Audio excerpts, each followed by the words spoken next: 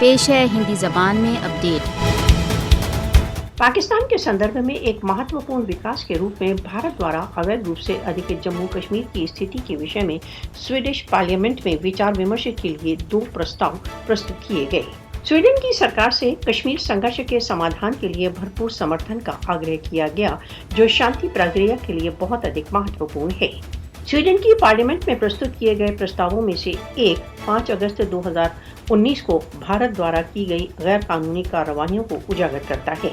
Swedish parliament में प्रस्तुत किए गए प्रस्ताव भारत द्वारा अवैध रूप से अधिकृत जम्मू कश्मीर की 8 मिलियन जनता के लिए आर्टिकल 370 के बहिष्कार के पश्चात जीवन विनाशक हो चुका है। भारत द्वारा अवैध रूप से अधिकृत जम्मू कश्मीर में विश्व का सबसे अधिक सैन्यीकृत क्षेत्र है।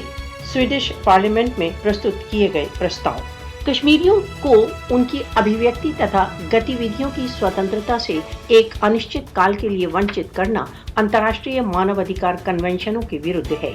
स्वीडिश पार्लियामेंट को बताया गया, भारत को कश्मीर की जनता को सामूहिक दंड देना बंद करना चाहिए। स्वीडन की पार्लियामेंट में प्रस्तुत किया गया मोशन।